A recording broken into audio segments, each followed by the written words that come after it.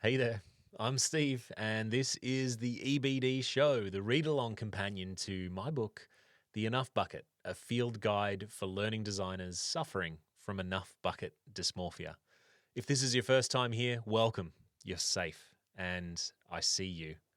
If you're coming back for more, well, welcome back. You've definitely found your people. You're not broken, you've just got EBD. Welcome home. You're not broken, you've just got EBD. Building shiny shrines to your own anxiety. Multi-layer menus, 20-minute quests, when all they really wanted was a cheat sheet at their desk. Learners just want to do their job, not play hide and seek in your content fog. You're not broken, you've just got EBD. We're here to help you, welcome to the show. To the EBD show. Welcome to this week's episode of the EBD show. This week's episode is sponsored by Japan because Japan would have to be the most complexly simple country I have ever visited. The way that this place rolls is unbelievable. And if you're an Aussie, chances are you're either in Japan right now, or you've been, or you're going, because it's probably one of the most popular tourist destinations on planet Earth. Folks, this week's episode is a lot of fun. And it's a lot of fun because I have been guilty of this symptom quite a lot. And I see this symptom becoming quite topical and quite prevalent as a strain of EBD over the coming years as AI starts to stranglehold our industry. And the question, will AI replace us? Maybe, and if we let it.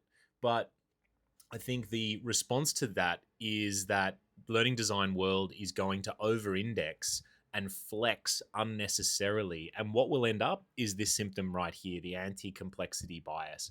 And as a result, we're going to let our egos not listen to what the learner needs and give the learners what we think are going to keep our jobs or keep us relevant. And that's something that's just not going to be great for our wonderful learners who we exist to serve. And in the spirit of serving, we need to sort of check our ego at the door a little bit and go, does this meet the learner's needs, yes or no? And am I building shrines to my ego? And we've got to be really careful here because it's a slippery slope, and I've been absolutely guilty of this too. Anyway, enjoy the episode, and I can't wait to hear your thoughts. Let's get into it. Chapter 8, the anti-simplicity bias. Complexity, now available in 6 confusing formats, none of which you asked for. We've got a picture of a very confused learner on a path, one being enough and then the other path being unnecessarily complex. And I think we can all resonate with this chapter. Remember, you're not broken. You've just got EBD. Let's set the scene. You've just built something clean, something simple, something that actually works in Rise. Then that sneaky little goblin in your brain whispers, "This looks too easy. They'll think I didn't work hard enough. Let's add a layer or 3. So you export to Storyline and you dress up your learning like a corporate drag show. More layers, more logic, more language, a 3-stage accordion filled with conditional content, reflection journaling, and a branching decision tree because someone mentioned sophisticated learning architecture at a conference once. Congratulations. You just sabotaged your own design in the name of intellectual insecurity. Symptom diagnosis. The anti-simplicity bias is when you build something that works perfectly well and then sabotage it because it looks too basic. You're embarrassed by simplicity. You think simple equals unprofessional. This isn't kitchen sink syndrome. You're not adding features to show off. It's not clutter of care. You're not hoarding resources out of love. It's not an expert's paradox. You're not dumping knowledge because you know too much. This is pure aesthetic insecurity. You take a perfectly functional Rise course, export it to Storyline, not because you need more functionality, but because Rise looks too simple. You replace clear instructions with elaborate frameworks. You swap plain English for jargon soup. You turn a 3-step process into a 7-step methodology because 3 steps feels lightweight. You're not making it better. You're making it look more impressive. There is a massive difference, folks.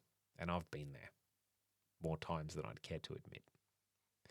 You think if learners breeze through your module, they haven't learned anything, so you add cognitive speed bumps, unnecessary friction that makes the learning feel substantial, like adding rocks to a backpack to make it feel more challenging.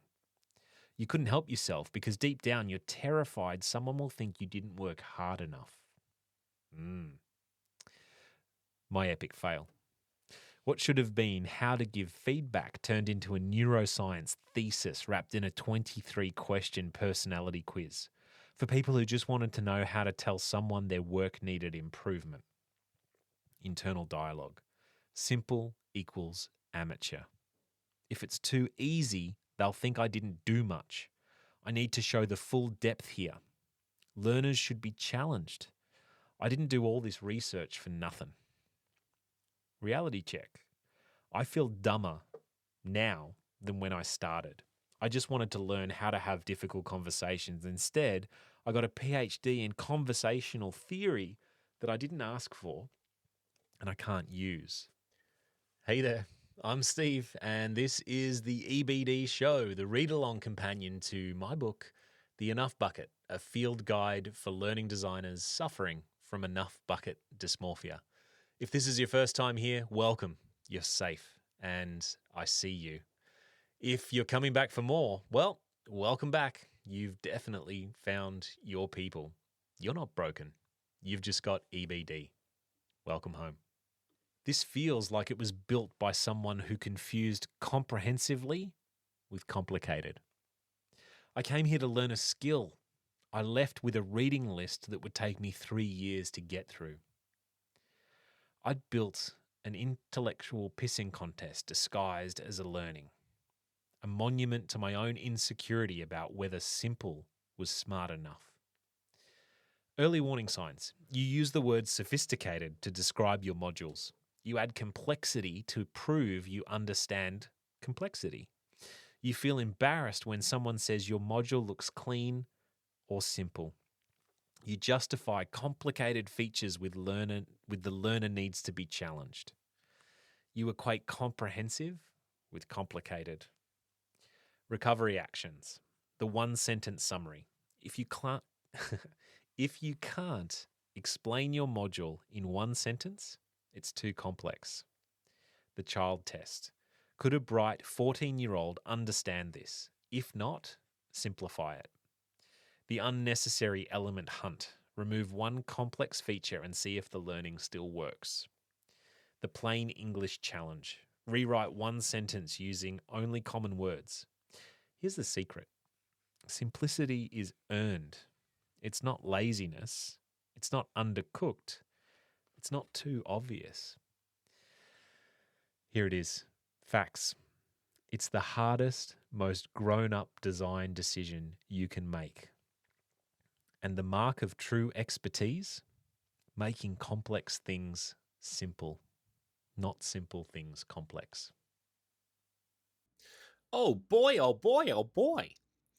Who resonated straight out of the gate with this episode? I mean, I did. I resonate with all of them because I am a absolute degenerate of a learning designer who has committed all the EBD crimes under the sun. But chances are you either, with this complexity stuff, you either recognize it straight away or you don't. And if you don't, then that's good. Just switch to monitoring those symptoms. Don't stress. You don't have to have treatment or therapy for EBD. But if you straight away started to identify with it, oh boy, you have EBD. And you've got EBD hard, especially in the anti-complexity bias scene.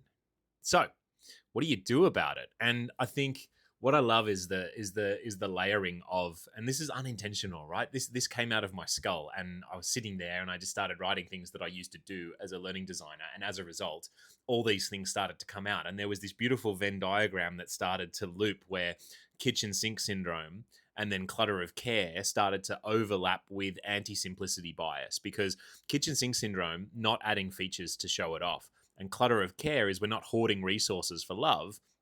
And later, there's some other ones that we're looking at, but it's pure aesthetic insecurity.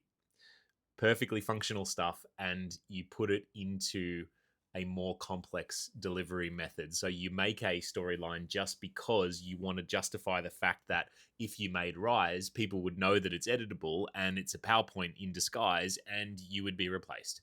So, yikes. And my How to Give Feedback course, yep, it still haunts me to this day, folks. And it's okay, because the beautiful thing is that the recovery actions in each chapter can be really, really useful. And I really love the plain English challenge. I use that quite a lot because the biggest thing is experts. And when we interview subject matter experts, they've genuinely forgotten what it's like to suck and be a non-subject matter expert. So as a result, they put language in that just makes them sound smart and makes things unnecessarily complex. Folks, it's okay.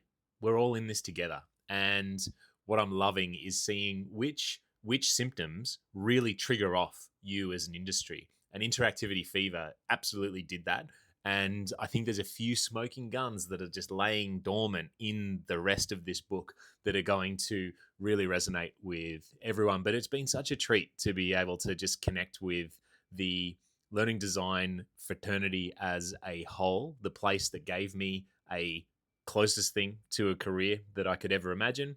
And yeah, I just want you to know you're all special, unique little snowflakes. And it's been a real treat so far to bring this. And it's been a good little routine for me to get into each Tuesday to put this together for you. So with that, just remember, you're not broken. You've just got EBD. See you next Tuesday, folks. Take care of yourselves. Bye for now. You're not broken, you've just got EBD. Building shiny shrines to your own anxiety. Multi-layer menus, 20-minute quests, when all they really wanted was a cheat sheet at their desk. Learners just want to do their job, not play hide and seek in your content fog. You're not broken, you've just got EBD. We're here to help you, welcome to the show.